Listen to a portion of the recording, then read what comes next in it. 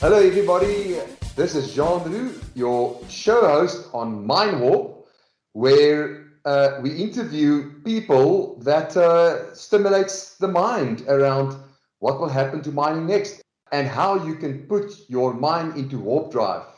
I would like to introduce later on to you a partner, Andy Reynolds from Inspire Resources that we've been working with for a long time. But before that, I want to talk about partnerships. So Minop launched a new partner model since the partnerships that we had the last 4 years, and essentially simplifying and using all the learnings we have, plugging that into the new partner model. Essentially, there are 3 partner levels called engagement and collaboration and strategic partner. This was also as a result of feedback we got during an ecosystem event that we ran for 3 years in a row. The last one was 2019. COVID also, unfortunately didn't allow us to have one by end of last year. And at the session, Adrian Davidse facilitated for us. He's also the first person we had a podcast with on Mine Warp, and he is also with Deloitte. And in this facilitation, we had clients and partners, and we asked them, what do you see as being an ideal partnership? And some interesting words came out, like frictionless partnership. And it must be easy to explain the 2 roles of the partners, or more than one partner, to my executives, came from a very senior client. And who primes shouldn't be an issue. It might be the client because they might have the most work. Interesting. And you need to sort out the integration and the roadmap risks for me. If we buy for 15 years. One mining executive said, the partnership needs to be handled. And several times it came out about trust, that the clients expects us to have, to be friends and to really understand that we are friends and that there is a trust relationship before they will view it as a partnership. So before I carry on, I would like to congratulate our producer, Jéan Roux, who is on the recording currently, who is expecting with twins. This is the second pregnancy. Congratulations, Jéan Roux. Thank you, Jean. We're very excited. So at Monarch, we work with digital twins, and I have genetical twins. So now I'm very excited. Yeah, and I hope that we wouldn't have too long a break in recording podcasts when this happens, Jéan Roux. Now I think we'll make sure to have some in stock while I'm gone. I've also got Mike Woodhall on the call with us. He's handling the partnerships as the partnership director. Mike, anything that you can add to the above of the introduction to partnerships? Yeah, a couple of things. One of the guys in Oz made an interesting comment the other day. He said, people are watching us and they actually want to join us. That for me is very encouraging. Secondly, we have in the engagement partner MOU, we have an opportunity to take time to understand each other and to create an agreed value proposition that we can articulate before we go to the market. Yeah, trying to meet those client requests that came out of that session we had. Excellent. And my introduction to Andy Reynolds is firstly that we have a long history with Andy, even prior to to DPM buying us, and he was always there in the background on different discussions, and out of that rolled Inspire Resources. Now, like we did with some previous people that we introduced, Andy's LinkedIn profile says he's a leader leading a social enterprise to reimagine mining as a service to community development. I think it summarizes it well. And then the posts that he's made, in order, it goes something like this. He's quoting new business models for sustainable community impact. He's engaging in discussions about the assumptions, the underlying assumptions that upon which mining operating models are built, like heavy truck load speeds and renewable energy assumptions.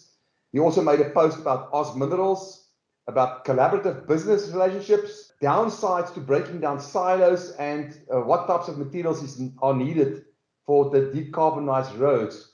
Welcome, Andy. Does those last posts reflect who you are? Thank you, Jean. Yeah, I have a pretty broad range of interests, and I like to share them on LinkedIn. Excellent. Before we start, tell us about yourself. Yeah, I'm on my 3rd career. So my first 23 years were in the British Armed Forces. You can probably tell from the accent. Then I moved to Canada and spent almost 10 years managing research and development in government labs, Canadian government labs. And then I started to realize that technology wasn't necessarily the primary obstacle to progress. And so I wanted to do something different, really in business models. And so I became a consultant, but really that led me to becoming an accidental entrepreneur, I think. And here I am. I'm on the west coast of Canada. The sun's just coming up over the mainland. It's going to be a great day. Fantastic.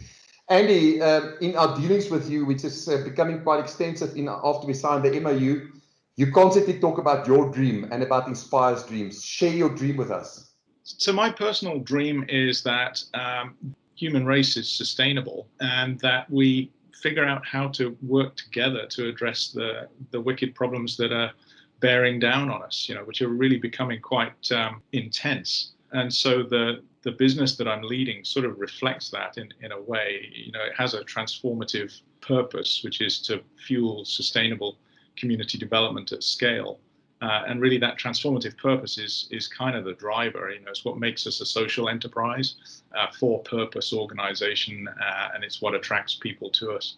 You do often quote theories that I recognize. And when we prepared this, you quoted one of your theories, and that triggered me to put it into the question list. What is your theory that you base this on? Well, I do believe that innovation is the moral imperative of capitalism. So capitalism is a fabulous system for making things happen, but it can be, like many fabulous things, it can be used for good or not so good purposes. And the good purpose of capitalism is innovation that advances society. The bad purpose of capitalism is the concentration of wealth and the extraction of rent. And so, and the difference between the two is really a conscious choice to invest in innovation. So I tend to separate capitalist players according to their willingness to take risk and innovate. Lots of other people have influenced you into this direction and some theories that you're basing this on. Because hopefully it's not a lone voice crying in the dark about, something new that needs to happen, We all know that will take more time. So, could you share some of those voices that shows you and points you to the fact that this dream can be reality in our lifetimes? I've really watched closely a number of influential people. So, for example, Paul Polman, who was the CEO of Unilever from 2009. It's really quite a legendary story of how he effectively changed his shareholders in order to bring a longer-term perspective to the company. So that's a really inspiring thing.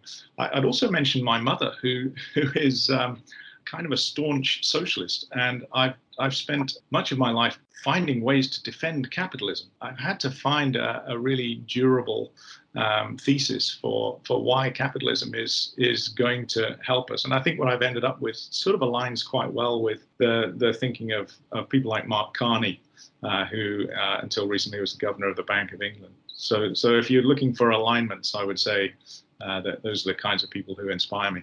So if you can convince your mother, then I'm sure you'll be able to convince our audience, Andy. You haven't met my mother, but we must be sure to get her to listen to the podcast.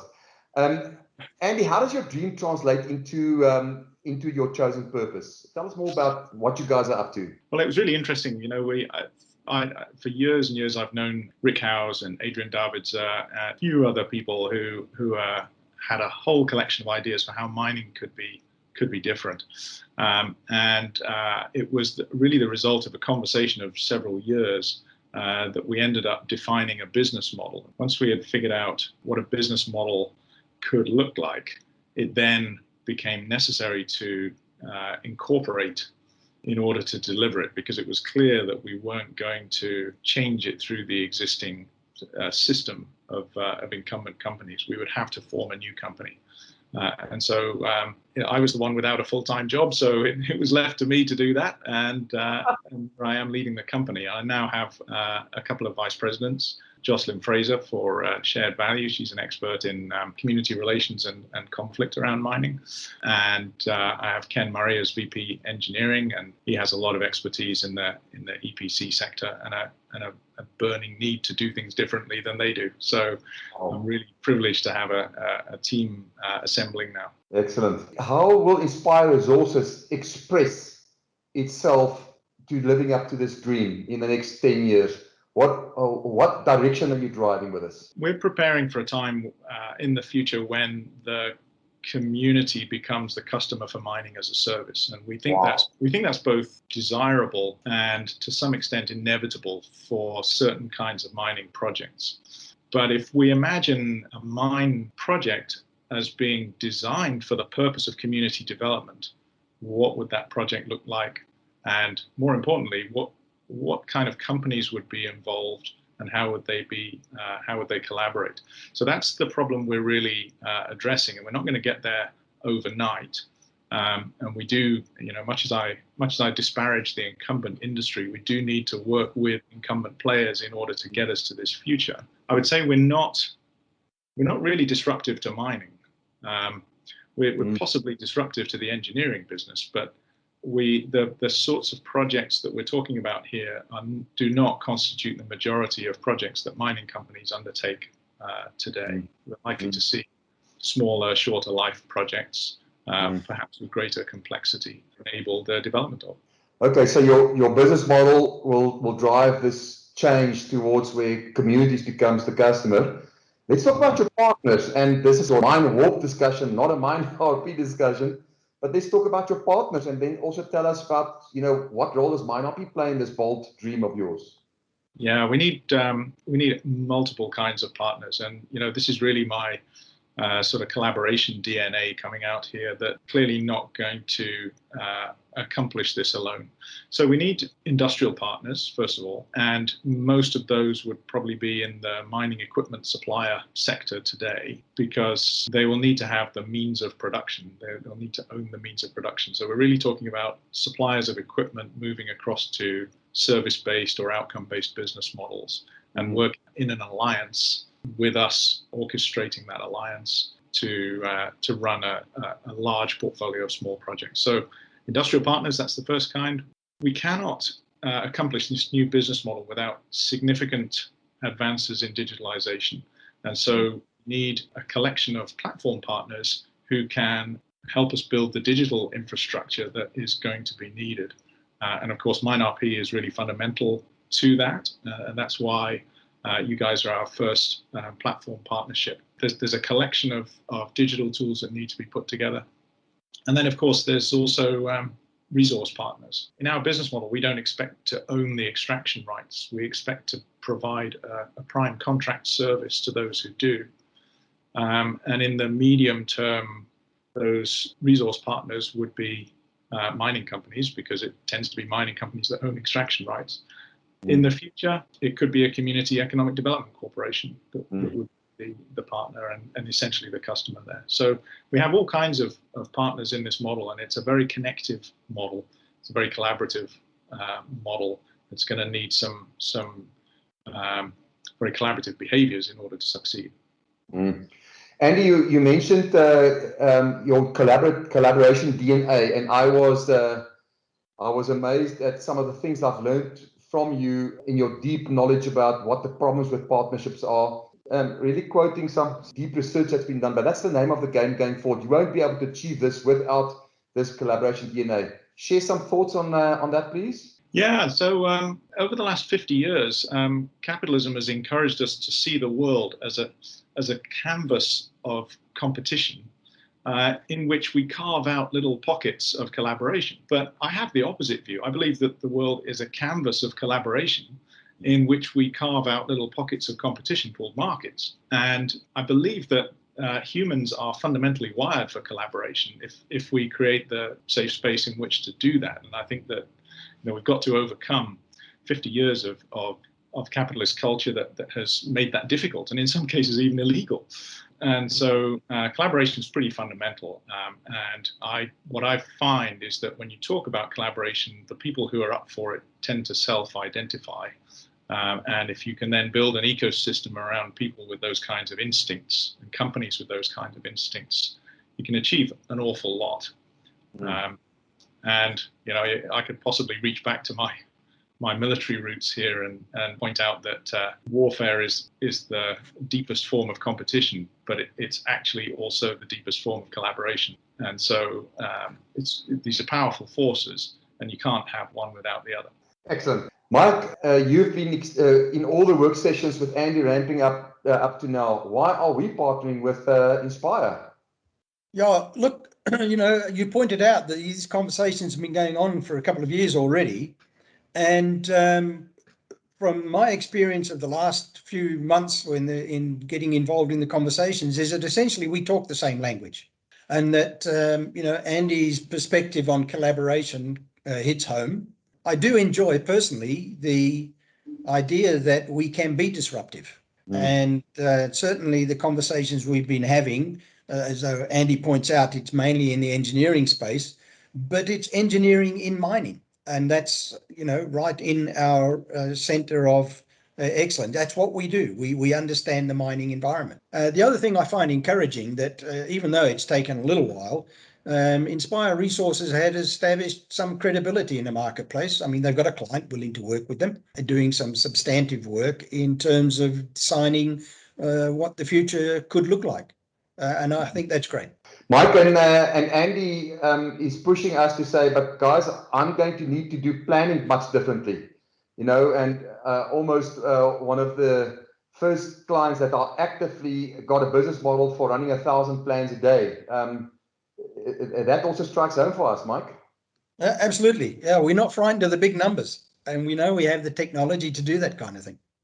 Yeah, I mean, I want to add about why partnering with them because, all partnerships, we learn from one another. And I personally are learning a lot from Andy around ecosystems. Andy, and you guys are on us about changing the design process. What do you mean by that? And why is that important in your dream and in your massively transformative purpose? Yeah, this is really the technical challenge that we have. The design process for mines is very well tuned to the needs of investors, mining investors. We need to design mines for the purposes of community development, to meet the needs of community development plans. And what we're finding is that the mine design process is stuck in a methodology that's really codified into securities regulation. So NI 43101, for instance, ends up defining how the mine design process works. And it does it for the benefit of investors. We need to transform that design process so that communities can be the source of requirements, and that means it has to be a lot more collaborative. It has to be a lot more transparent.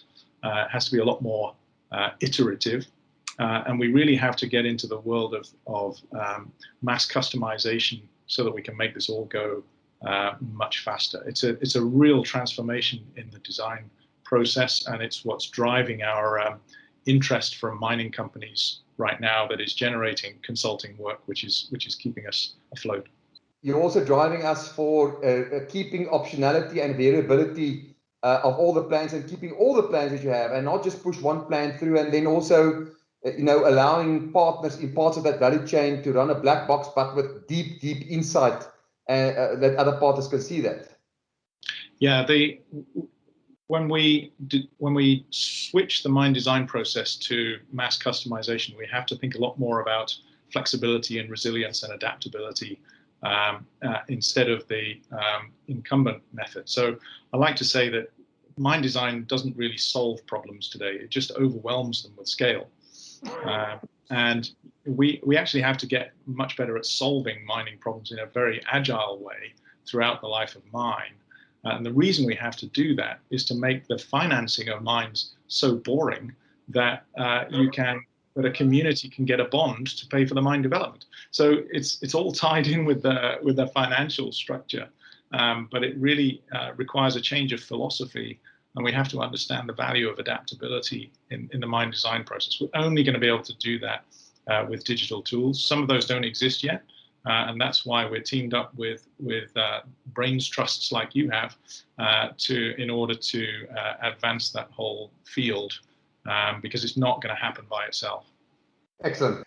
Andy, I assume with being able to talk like this, you read a lot of books. What are you currently busy with? Is it safe to ask, do you read, Andy? I do, yes. I have a huge stack of books on my bedside table. In fact, they threaten to fall over and injure me in the night. Yeah, it's called a natural angle of repose. Exactly. Yeah. So The one I read most recently that had quite a profound effect on me was Green Swans by John Elkington. So it's a new book that's just come out. John Elkington, of course, famously invented the triple bottom line, and then famously recalled it.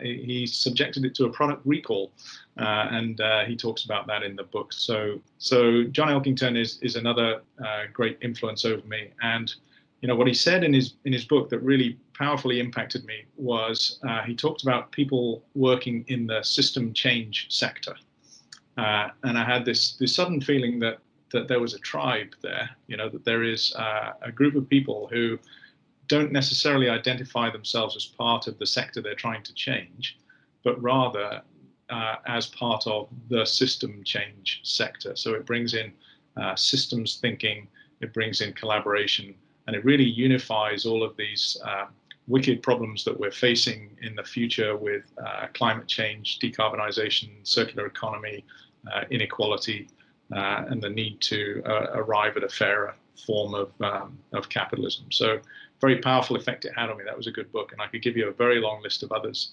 But I suspect no, it sounds to me like you absorb these things when you read them.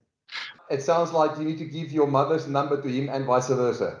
We'd have a good conversation. Andy, this was great to have you on the show. We hope we can do this again and talk about some of the joint successes. Thank you very much. This is Jéan Roux, your show host for Mine Warp. And also this book will be added to our book list on the website. Please go and view it. There's a lifetime of knowledge being gathered by all these people that we interviewed. Thank you very much, Andy and Mike. Thank you. Thank you. Thanks, Andy. All right.